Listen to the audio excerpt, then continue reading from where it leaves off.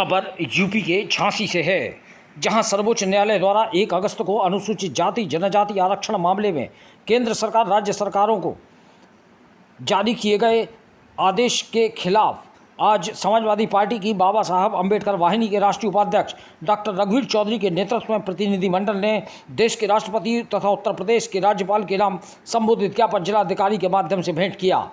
ज्ञापन में कहा गया कि सर्वोच्च न्यायालय ने यह डायरेक्शन दिया है कि सरकारें आरक्षण में वर्गीकरण व क्रीमी लेयर की व्यवस्था लागू करे।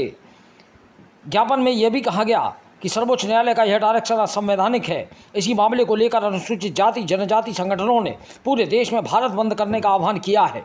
सर्वोच्च न्यायालय अपना फैसला वापस ले और केंद्र सरकार कानून बनाकर सर्वोच्च न्यायालय का फैसला रद्द करे।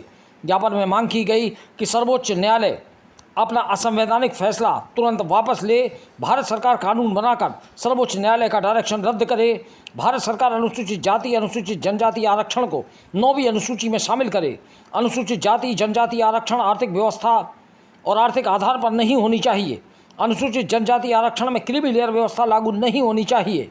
अनुसूचित जाति जनजाति आरक्षण में वर्गीकरण की व्यवस्था लागू नहीं होनी चाहिए। जजों की नियुक्ति में आरक्षण लागू किया जाना चाहिए। राज्यसभा व विधान परिषद में भी आरक्षण लागू किया जाना चाहिए। प्राइवेट सेक्टर में भी आरक्षण लागू किया जाना चाहिए। लेटरल एंट्री खत्म हो या इसमें भी आरक्षण लागू किया जाना चाहिए। झांसी से दीप न्यूज के लिए दीपक चंदेल की रिपोर्ट। मामला ये है कि जो सुप्रीम कोर्ट माननीय ने आदेश दिया है कि जो SC ST का जो आप उपवर्गीकरण जो करने जा रहे हैं, इन्होंने केंद्र सरकार को और प्रदेश की सरकारों को ये आदेश दिया है कि अब अपने अपने हिसाब से आप इनको वर्गीकरण दीजिए, इनको अलग अलग कीजिए। और हम चाहते हैं, मैं बाबा साहब वाहिनी का राष्ट्रीय उपाध्यक्ष समाजवादी पार्टी से हूँ, डॉक्टर रघुवीर चौधरी। हम लोग ये मांग उठा रहे हैं कि जो सुप्रीम कोर्ट ने आदेश दिया है और ये प्रधानमंत्री जी एक सत्र बुलाकर इस कानून को नियम बनाकर वापस लें और ये जो SC ST में जो आरक्षण है वो यथावत रहे।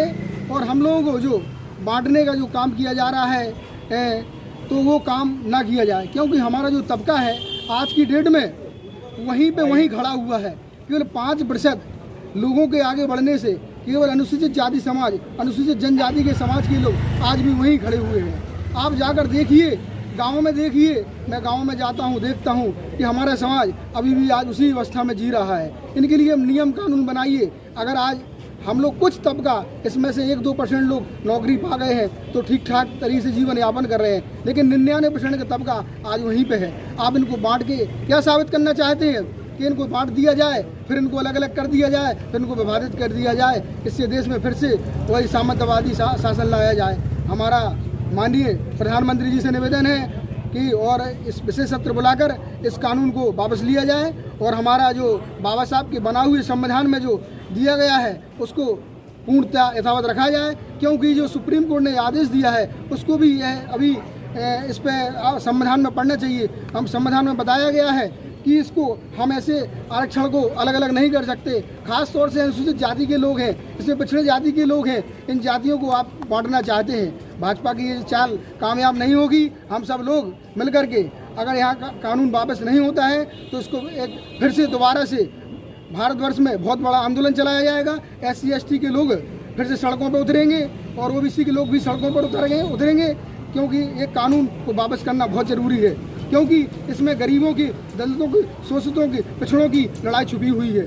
मेरा आप सभी मीडिया बंधुओं से अनुरोध है कि इसको ज़्यादा से ज़्यादा लोगों को बताएं कि जो आज हमारा SC समाज किस जगह पर खड़ा हुआ है, इस समाज को बांटने का काम ना करें, यहाँ की जोड़ने का काम करें। ये मेरा सभी से आग्रह है।